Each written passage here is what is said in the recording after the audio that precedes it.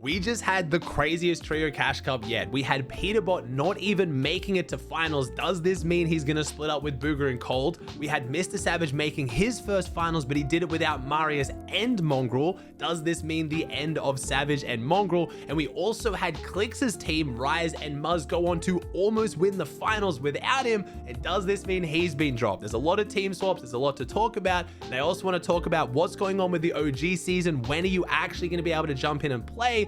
And what is happening with the massive new update to Reload and us having rotating maps in Fortnite for the first time ever. There's a lot to talk about. Let's jump into it. We had a very big trio cash cup. We have to kick off with opens. Sometimes I don't really even talk that much about opens, but we had some big performances and some big underperformances. So we'll kick off with the biggest one, Peterbot, Booger, and Cold not even making finals this week on NA. Now, it was very, very close. They didn't play absolutely terrible, but they didn't make the finals. Now, usually I have some kind of answer. Oh, they died to cheaters. There was a bunch of drama, this and that. I actually don't know. Like I said, they got really close. They dropped over 170 kills and still didn't make finals, which is a little bit weird for the format, but you got to play the format. Everyone's playing the same format. You can't blame it on that. And they didn't. Peterbot, Booger, Cold didn't say anything. None of them was streaming. None of them tweeted anything. They all stayed really quiet. I thought for sure we were going to get some kind of a tweet saying this format's terrible or man, cheaters, something. They didn't. They just handled it with grace, I guess, and just didn't qualify. So unless somehow before this video now goes live, everything goes crazy and Peterbot drops Booger again and everything goes nuts, it looks like they just didn't qualify on to the next one. We have another trio cash cup on NA in a few days time because the last one glitched, so we're replaying this one. But yeah, they didn't qualify. I don't really know if anything's going to come from this. Obviously people are now saying, oh, Booger's going to get dropped, this and that.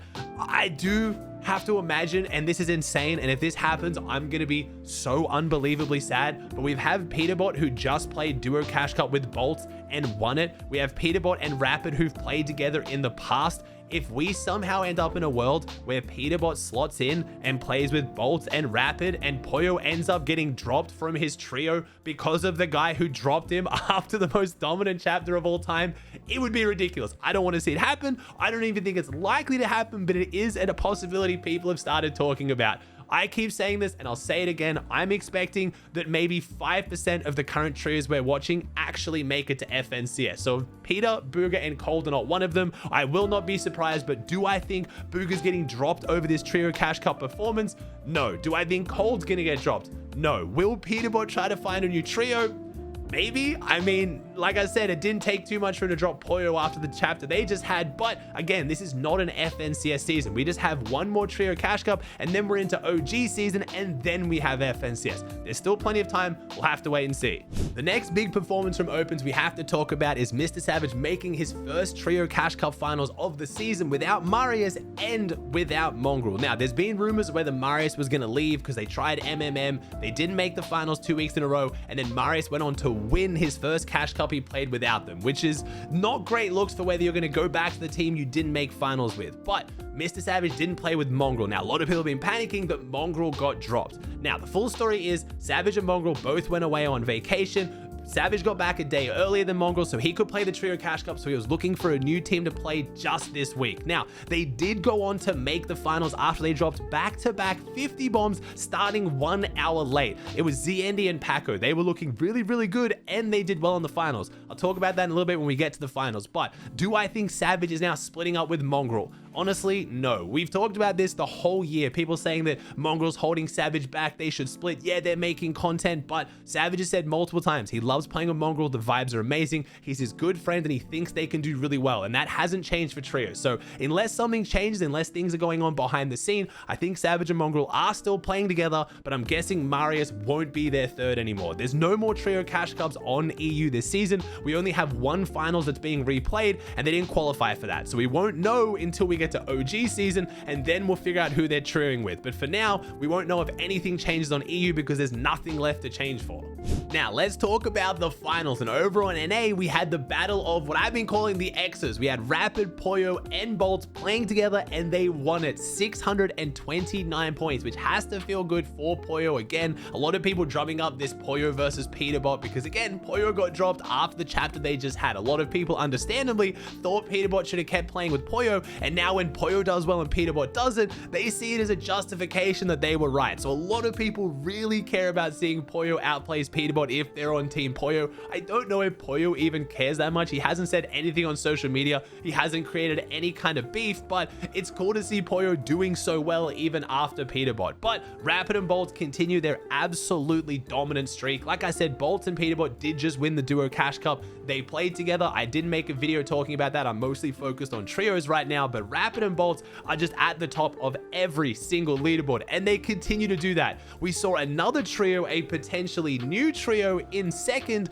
Aviv, Muzz, and Rise. Now, if you've been following trios, you know there's a big name missing there. It's usually Clix, Muzz, and Rise. And I've talked a lot of this video about who's getting dropped, our team splitting. We're gonna have to talk about Clix now as well. Now, the reason why Clix, Muzz, and Rise didn't play together is because Clix was doing a pop-up for his Dreaming merch in LA. He ended up playing with Ron and Lacey, which you can imagine went about as well as you'd expect. They actually did quite well, and I think people, again, constantly forget that not only is Ron an FNCS winner, but Lacey also played this game extremely seriously, so they did quite well, but Clix knew he wasn't going to be able to play finals because of that promotion, so he said he doesn't want to hold Muzz and Rise back. They can play with someone else. I don't know if he expected Aviv, Muzz, and Rise to then go on and almost win the whole thing. They were 5 points off taking it. Clix then went to social media to make some jokes at Aviv's expense and say that Aviv sold Muzz and Rise's tournament and Aviv's the reason why they didn't win. I think it's jokes. He's just trying to make sure, obviously, you know, kind of, yeah, don't drop me, man. Like, we're still good.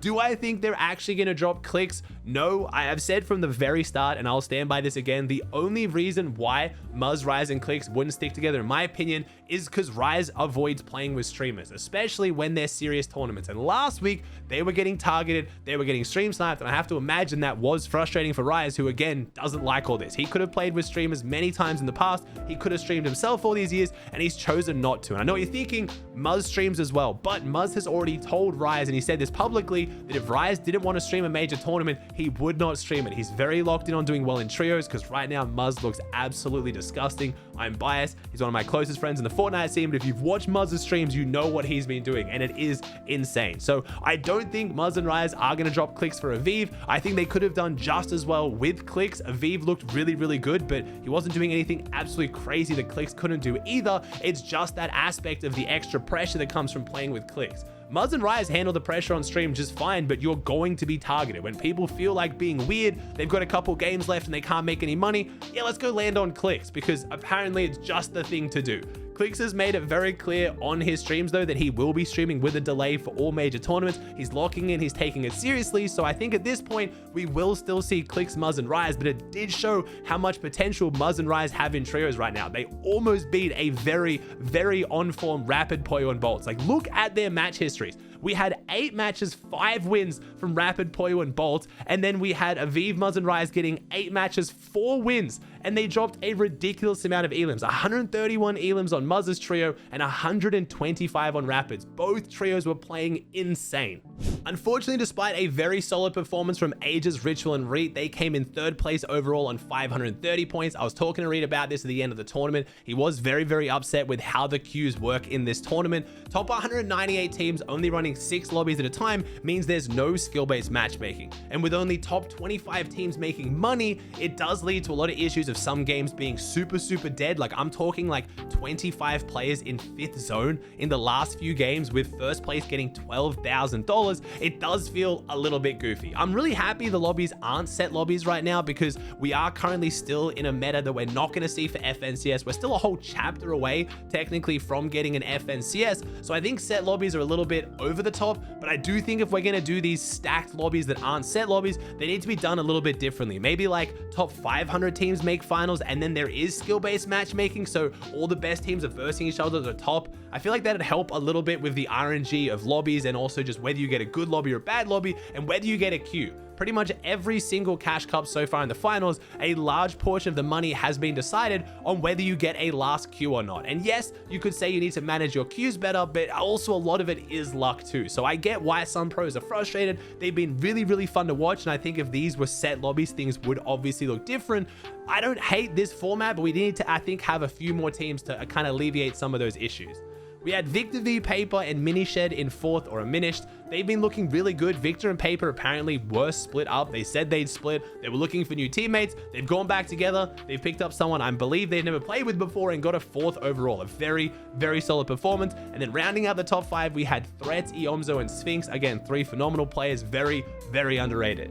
Moving on over to EU, we had a very, very stacked leaderboard. Seeing a name that I love seeing at the top of the leaderboards, Malabuka, playing alongside Ping and Wox. Now, there was a lot of focus on what was going to happen with Mustache, Vanya, Swizzy, and Malabuka. They're all extremely good friends. They play all their tournaments together. Who was going to get dropped in trios? And it was Malabuka. But it looks like he was fine with it. Looks like there was no bad blood. He has now picked up Ping and Wox and doing extremely well, getting first on 545 points. They played 8 matches, only won 1 of them, obviously very different to how NA leaderboard looked, but they were still extremely consistent. They had an average placement of 6th and an average elims of 14, so they played very, very well across the board. We had Otmo, Chicho, and Teeny in 2nd place, so it looks like Chicho and Trulex trying out some other people. Teeny has been trying to figure out where he falls since splitting up with Chap. It looks like with Otmo, they are looking very, very strong. Then we had Mustache, Vanya, and Panzer in 3rd. I'm not really sure what was happening with Swizzy or why Swizzy wasn't playing with them. I didn't hear anything about this. I think they are still trioing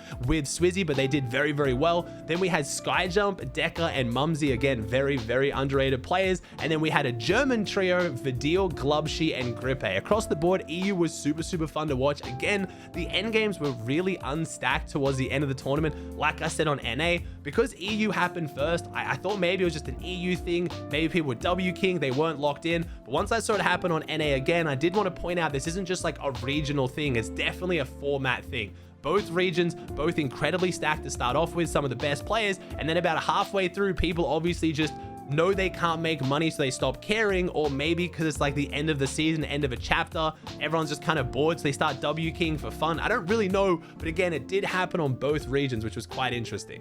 Next up, I want to talk about the update we had this week. If you're probably wondering what update, nothing happened. It's because the major feature of the update got put into the game, but didn't get turned on until November 2nd. So if you haven't heard, Reload is now getting a 2nd map. We're going to have rotating maps for the first time in Fortnite history, just like other BRs like Apex Legends. So if it shows a few things. Firstly, Epic is putting a lot of effort into Reload. It's not going anywhere. A lot of people were wondering with going back to OG season whether Reload would stick around. Half the reason people loved it at the start was just because it was going back to old guns and old POIs. But at this point, I think it's just super successful because of the Reload feature. You can jump in with your friends. If you go down early, it's not as punishing. It's just really good fun, and it's clearly a massive success. I have no idea what these rotating maps are going to mean for competitive Reload though. Again, I've talked a lot on my channel about why Reload competitive has just been a complete failure.